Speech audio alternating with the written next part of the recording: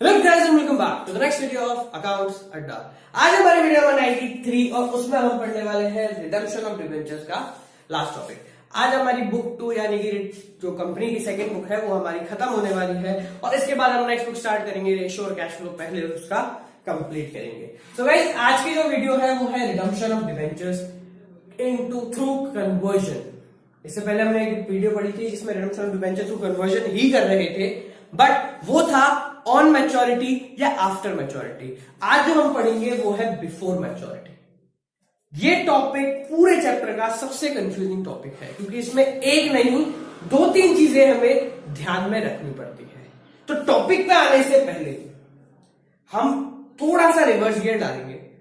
Reverse gear डाल के एक चीज आप लोगों को बताऊंगा ताकि जब हम इस टॉपिक पे आए तो समझने में आसानी हो। देखो हमने एक चीज पढ़ी थी, issued at par, issued at discount and redemption at par।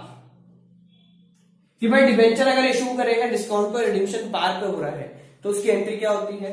ठीक है, हम मानते हैं 100 का डिबेंचर है, 5 रुपए का डिस्काउंट था, तो एंट्री क्या होती है, इशू की entry bank account debit to debenture application, फिर debenture application to 9% debentures.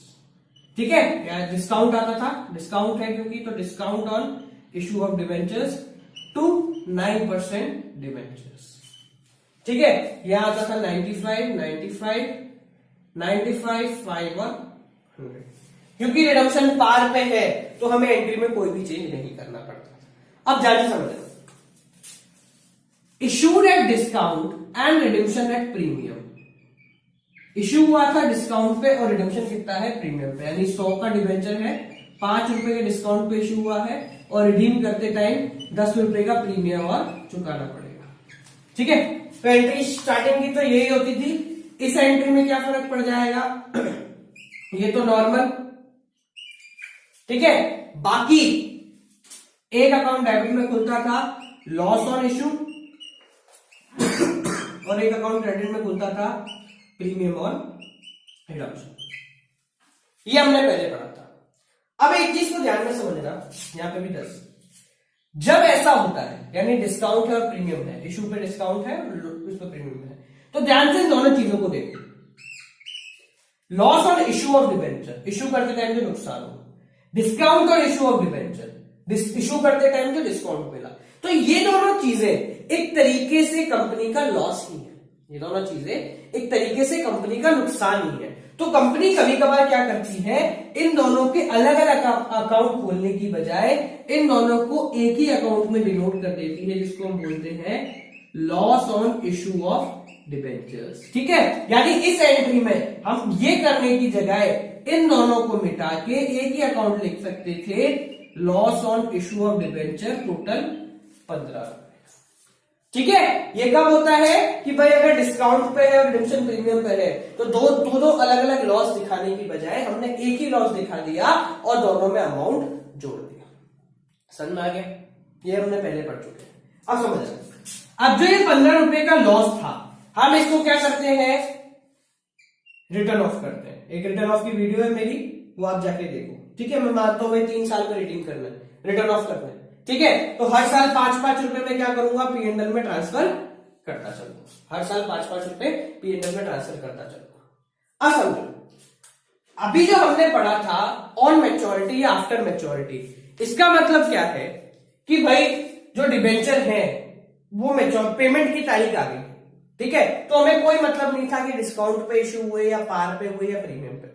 But अब जब रिडेम्पशन का और डिबेंचर का कन्वर्जन बिफोर मैच्योरिटी हो रहा है, बिफोर मैच्योरिटी का मतलब तारीख आई नहीं है पर डिबेंचर होल्डर कन्वर्ट करना चाहते हैं, उनको फायदा दिख रहा होगा, कुछ ना कुछ फायदा दिख रहा होगा। तो जब भी बिफोर मैच्योरिटी कन्वर्जन होता है तो हम जो कंपनी है वो ये देखती है कि भाई इशू के टाइम पे आपने कितने पैसे दिए थे इशू के टाइम पे आपने कितने पैसे दिए थे और उसी पैसे से आपको डिबेंचर का कन्वर्जन किया जाएगा। समझना इस चीज को ध्यान से। इशू के टाइम पे इस क्वेश्चन के हिसाब से कितने डिबेंचर, कितने पैसे दिए थे उस प्राणी ने, 95। 100 के डिबेंचर के 95 रुपीज दिए थे, ठीक है। रिडम्पशन के टाइम पे 10 रुपए का प्रीमियम था, यानी चुकाने में मुझे 110 रुपए उसको चुकाने थे रिडम्पशन पे, पर वो रिडम्पशन से पहले ही, मैच्योरिटी से पहले ही उसने उसको कन्वर्जन करने का बोला। तो हम क्या करेंगे, हम उसको न तो 110 रुपए चुकाएंगे न 100 रुपए चुकाएंगे, हम उसको कितने रुपए चुकाएंगे, 95। तो इन केस जब रिडम्पशन बिफोर मैच्योरिटी होता है तो हम क्या करेंगे, हम वो पैसा, जितना पैसा उससे इशू के टाइम पे लिया गया था, वो सारा उसी पैसे से उसको क्या देंगे, डिबेंचर देंगे या शेयर देंगे। नहीं, समझ आया। अब बात ये आती है कि भाई एंट्रियां क्या करेंगे, क्योंकि भाई बैंक अकाउंट के नाम से तो कर नहीं सकते, नहीं डिबेंचर अकाउंट के नाम से कर सकते, तो हम एंट्री उसी तरीके से करेंगे जैसे हम पहले कर रहे थे। हमें पता तो चल गया कि भाई इतने 95 के शेयर देने, डिबेंचर देने या शेयर इशू करने, पर उसको एंट्री में किस तरीके से शो करेंगे वो मैं यहां समझाने वाला हूं। बहुत इंपॉर्टेंट, ध्यान समझो। पहले तो वो करते हैं जो हम नॉर्मल एंट्री की जाती है, 9% debenture premium on redemption to debenture holder. Debenture की कीमत 100 रुपए, प्रीमियम की कीमत 10 रुपए, ठीक है। टोटल 110 रुपए देने थे डिबेंचर होल्डर्स को। अब ध्यान समझना इस चीज को, अब मैं 110 नहीं दूंगा, इशू करते टाइम मुझे जितने का नुकसान हुआ है, डिस्काउंट प्लस रिडम्पशन का प्रीमियम, वो पैसा मैं उसको नहीं दूंगा। क्यों? क्योंकि वो पैसा तो मुझे कहीं मिला ही नहीं ना, डिस्काउंट हो गया था तो वो 5 रुपए तब डूब गए, रिडम्पशन के टाइम पे 10 रुपए और देने थे, तो वो पैसा तो मुझे मिला ही नहीं। तो मैं क्या करूंगा, जितना लॉस यहां हो रहा है उस लॉस के अमाउंट को क्या कर दूंगा, क्रेडिट। कितने रुपए का लॉस था, 15, तो बचा कितना, 95, यानी कि मैं इसको डिबेंचर होल्डर को कितने पैसे दूंगा, 95। और फिर तो हमें वही करना है क्या, debenture holders to equity share capital या टू एसपीआर, ठीक है, जैसे हमने पिछली वीडियो में देखा था, सेम उसी तरीके से हमको करना है, ठीक है। तो पहले ये चीज समझो, इसमें एक चीज और समझानी है, वो ध्यान से समझना, ठीक है। पहले आप ये देख लो, फिर हम आगे बढ़ते हैं, ठीक है। समझ एक क्वेश्चन लेता हूं, फिर आप आगे बढ़ेंगे। देखो, एक्स लिमिटेड इशूड 100 रुपीज का डिवेंचर है अपना, एट द रेट 10% डिस्काउंट पे इशू किया गया था, रिडम्पशन होने वाला था 5 मान लो 20% प्रीमियम पे, ठीक है। कितने डिवेंचर थे, 1000 डिवेंचर थे, ठीक है। ध्यान समझना इस चीज को, इशू की एंट्री नहीं कर रहा मैं, डायरेक्ट रिडम्पशन की एंट्री कर रहा हूं, ठीक है। इशू की एंट्री तो आप लोगों को सबको आती है, ठीक है, बैंक टू डिवेंचर एप्लीकेशन, फिर वही, ठीक है। अब रिडम्पशन की एंट्री कर रहा हूं मैं, रिडम्पशन बिफोर मैच्योरिटी, तारीख से पहले अगर पैसे मांग लिए तो पहले तो वही नॉर्मल एंट्री रिडम्पशन की क्या होती है, 9% डिबेंचर्स, रिडम्पशन पे प्रीमियम है, प्रीमियम ऑन रिडम्पशन, ठीक है। कितने डिबेंचर, 100 इंटू 1000 डिबेंचर 100 रुपए, प्रीमियम कितने का था, 20 इंटू 1000 टू डिबेंचर होल्डर्स। अब समझो, ये 20 रुपए रिडम्पशन पे देने थे, अब रिडम्पशन से पहले काम खत्म हो गया तो ये 20 रुपए तो नहीं चुकाने, साथ साथ 10 रुपए का डिस्काउंट और था, तो कितने, टोटल 30 रुपए में उसको कम चुकाऊंगा। 20 रुपए तो रिडम्पशन का प्रीमियम जो कि मुझे बाद में चुकाना है, और बाकी 10 रुपए किसका, कि भाई इशू के टाइम पे डिस्काउंट था। तो यहां क्या लिखेंगे, लॉस ऑन इशू, कितने का, 30 रुपीज का, 20 ये 10 ये इंटू 1000, बाकी जितना भी बचा कुचा वो हो गया आपका 90 इंटू 1000, 90,000 रुपए से मैं क्या कर रहा हूं, उसको शेयर डिबेंचर दे रहा हूं। क्या समझ में आ गया, ठीक है। अब मान लो इसके बदले में हमको शेयर इशू करने, शेयर इशू करना, ठीक है। कितने के शेयर इशू करना है, मान लो 100 रुपीज ईच का शेयर है एट 10% डिस्काउंट, शेयर इशू करने हैं डिस्काउंट पे, तो डिबेंचर होल्डर का जितना भी अमाउंट है उसके बदले में उसके शेयर इशू करूंगा। देखो, debenture holders discount on issue of shares to equity share capital, ये चीज जो है हम पिछली वीडियो में आप उससे देखें तो ज्यादा बढ़िया है। डिबेंचर होल्डर में कितना 90,000, तो मैं उसको 90,000 के डिबेंचर शेयर देने वाला हूं, पर कितने शेयर देने वाला हूं उसके लिए मुझे निकालना पड़ेगा number of shares. Number of share का फॉर्मूला क्या है, 90,000 डिवाइडेड बाय फेस वैल्यू कितनी है 100, डिस्काउंट कितना है 10, तो 90,000 डिवाइडेड बाय 90 तो कितने 1000 क्या हो गए इसके शेयर्स हो गए, 1000 शेयर हो गए। फिलिंग करें 1000 शेयर, शेयर की कीमत कितनी है 100 रुपए, तो 1 लाख रुपए यहां आ गए। डिस्काउंट में कितना देंगे 1000 शेयर, 10 रुपए का डिस्काउंट, 10,000 रुपए यहां पे आ गया। कोई प्रॉब्लम नहीं है। बस ये ध्यान रखो जितने डिबेंचर रिडीम होने वाले हैं उतने डिबेंचरों का हमें काम करना है। दो चीजें याद रखनी है। चीज नंबर 1 कि भाई इशू के टाइम पे जितने पैसे लिए गए उतने से हमको एंट्री डिबेंचर होल्डर को शेयर देने हैं। वो कैसे पता चलेगा, रिडम्पशन का प्रीमियम रिडम्पशन पे दिया जाता, रिडम्पशन तो अभी आया ही नहीं ना, तो हमने उस प्रीमियम के 20 रुपए तो हटा ही दिए। साथ साथ इशू के पे अगर कोई डिस्काउंट था, सिर्फ डिस्काउंट, इशू पे अगर कोई डिस्काउंट था तो वो भी हमें क्या करना पड़ेगा, क्रेडिट करना पड़ेगा। ठीक है, इसमें एक टॉपिक और है, आप पहले इस चीज को नोट डाउन करो, उसके बाद में एक टॉपिक और इसका जो है वो मैं आपको समझाने की कोशिश करता हूं। ठीक है, देख लो, सिंपल है, कोई प्रॉब्लम नहीं।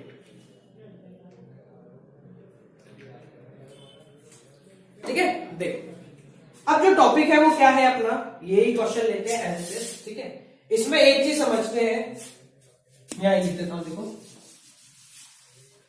यहां अपने को कोई तारीख नहीं पता थी, अपने को पता था कि भाई बिफोर मैच्योरिटी है। ठीक है, तो हम क्या करते हैं, सर समझना इस चीज को, हमें पता है कि भाई जो 10 रुपए का डिस्काउंट है, ये 10 रुपए का डिस्काउंट में रिटर्न ऑफ करता चलता हूं। रिटर्न ऑफ करने का मतलब हटाना चलता हूं। ठीक है, अब समझना, इशू के टाइम पे जो नुकसान हुआ था वो कितना हुआ था, 10 रुपए का डिस्काउंट प्लस 20 रुपए का क्या प्रीमियम ऑन रिडम्पशन, 20 रुपए का क्या प्रीमियम ऑन रिडम्पशन, तो टोटल 30 रुपीज का मुझे क्या हो गया था लॉस। अभी मैंने थोड़ी देर पहले बताया कि इसको किस नाम से लिखते हैं, loss on issue of debentures के नाम से लिखा जाता है, loss on issue of debentures. हमने एक वीडियो करी थी जिसमें हमने बताया था कि भाई ये जो लॉस है उसको क्या किया जाता है, रिटर्न ऑफ किया जाता है, उस लॉस को रिटर्न ऑफ किया जाता है हर साल। ठीक है, अब हम मानते हैं कि क्वेश्चन में तारीख भी गिवन है कि भाई डिबेंचर 3 साल बाद रिडीम होने थे। ठीक है, तो यानी कि हर साल कितने 10-10 रुपए में क्या करता, पीएनएल में ट्रांसफर करता चलता। ठीक है, अब जो डिबेंचर है वो 2 साल पहले ही रिडीम, 2 साल में रिडीम हो गए, यानी कि 1 साल पहले डिबेंचर क्या हुए, रिडीम हो गए। डिबेंचर चालू हुए 3 साल बाद रिडीम्पशन होना था। ठीक है, पर 2 साल खत्म होते रिडीम कर लिए गए, यानी कि बिफोर मैच्योरिटी। अब यह तारीख दे रखी है, तारीख का मतलब 2 साल तक तो वही चला जैसा चल रहा था, पर तीसरा साल नहीं हो पाया, तो इसका मतलब हमने ये 2 साल का जो पैसा है ये पीएनएल में ट्रांसफर कर दिया। ये 2 साल का पैसा पीएनएल में ट्रांसफर कर चुके, 2 साल तो खत्म हो गए ना, तीसरे साल से पहले खत्म हो, 2 साल का पैसा पीएनएल में ट्रांसफर हो गया, और बाकी जो 10 रुपए पड़े हैं इस साल के वो अब तक ट्रांसफर नहीं हुए। तो समझने वाली बात इस क्वेश्चन में ये है, अगर अपने को तारीख गिवन है और तारीख में भाई बता दिया कि भाई 3 साल में होना था, 2 साल में हो गया, तो इन 2 साल का पैसा जो है वो लॉस ऑन इशू का नहीं है, वो 2 साल का पैसा तो कहां चला गया, पीएनएल में। तो जब हमको कैंसिल करना पड़ेगा तो वो 2 साल का पैसा हम पीएनएल से लेके आएंगे, यानी कि लिखने 30 है, पर बाकी जो 20 है स्टेटमेंट ऑफ पीएनएल, यहां पे सिर्फ 10 आएंगे। क्यों, क्योंकि 10 रुपए इस साल के थे जो अब तक पीएनएल में नहीं जा पाए, बाकी जितने भी पीएनएल में जा चुके हैं वो पीएनएल से लेके आएंगे, कितने जा चुके हैं 20 रुपए। समझ में आया, ये 10 रुपए वो, क्योंकि भाई मैच्योरिटी और अब की तारीख में 1 साल का डिफरेंस रह गया, जो पैसा मैं अगले साल पीएनएल में भेजता, पर बिफोर मैच्योरिटी है तो मैं नहीं भेज पाया, इसलिए ये लॉस ऑन इशू से लेके आया। बाकी जो 20 रुपए है ये मैं पहले ही पीएनएल में भेज चुका हूं, तो वो क्या आ जाएगा, यहां आ जाएगा। अगर आपको क्वेश्चन में बोला नहीं गया तो हम ये मानेंगे कि आप सारा का सारा पैसा पीएनएल में भेज चुके, सारा पैसा P&L में भेजने का मतलब क्या है कि ये नहीं आएगा, इसकी जगह क्या आ जाएगा, ये आ जाएगा। अगर क्वेश्चन में तारीख गिवन है तो अगर 3 साल का है 2 साल बाद कर दिया तो भाई 2 साल का पैसा P&L में चला गया, यानी कि 30 में से 2 साल इक्वल 20 रुपए चले गए, तो 20 रुपए हम P&L से लेके आएंगे वापस, और बाकी 10 रुपए जो अब तक ट्रांसफर नहीं हुए हैं वो लॉस ऑन इशू से लेके आएंगे हम वापस। ठीक है, ये था हमारा आज का टॉपिक। समझ रहे, एक बार समझा देता हूं आपको। 2 चीजें याद रखनी है, जब डिबेंचर बिफोर मैच्योरिटी इशू होते हैं तो हम डिबेंचर होल्डर्स को उतने ही शेयर देते हैं जितने के वो हकदार हैं, यानी कि जितने उन्होंने हमें इशू के टाइम पे दिए थे। वो निकालने का सिंपल सा तरीका है, जो नॉर्मल 100 रुपए का डिबेंचर है, जितना डिस्काउंट है वो लिखा, रिडम्पशन पे जितना प्रीमियम है वो लिखा, तो यानी टोटल 30 रुपए का जो था हमारा लॉस ऑन इशू हो गया था। अब हमें पता है कि वो लॉस ऑन इशू हर साल क्या होता है, रिटर्न ऑफ होता चलता है। तो ये 30 रुपए हम इक्वली 3 साल या 5 साल जितने का भी रिडम्पशन है उसमें रिटर्न ऑफ करते जाएंगे। अब भाई क्वेश्चन में गिवन है कि भाई डिबेंचर रिडीम होने से 2 साल पहले ही उन्होंने पैसा मांग लिया या फिर रिडीम कर दिए, बिफोर मैच्योरिटी कन्वर्ट हो गए। ठीक है, तो जितने साल नॉर्मली चलते गए वो पैसा हमने P&L में भेज दिया था, और बाकी इन 30 में से, और बाकी जो 2 साल रह गए थे उनका पैसा अभी भी लॉस के नाम से शो हो रहा है। ठीक है, तो रिडीम करते टाइम जो पैसा P&L में भेज दिया था उसको P&L से लेके आएंगे, और जो पैसा अभी रह गया है जो अब अगले साल P&L में जाना था उसको लॉस के नाम से शो करेंगे। अल्टीमेटली जो इसका रिकम्पनसेशन डिफरेंस आएगा वो हो जाएगा डिबेंचर होल्डर्स में, और उसके बदले हम उनको क्या दे देंगे, डिबेंचर्स या नए शेयर इशू कर देंगे। ठीक है गाइस, तो ये टॉपिक हमारा कंफ्यूजिंग था, ये था हमारा लास्ट टॉपिक आज का। इसके टॉपिक के थ्रू हमारा रिडेम्पशन चैप्टर जो है वो कंप्लीटली खत्म हो चुका है। So guys, this is it for today's video. Keep on watching Accounts Adda. Don't forget to like, comment, share, subscribe. और हमारी वेबसाइट है www.soulstruggler.com, जहां पे 12th के सारे सॉल्यूशंस आपको मिल जाएंगे। सॉल्यूशन मतलब हमारी सारी वीडियोस आपको वहां पे मिल जाएंगे।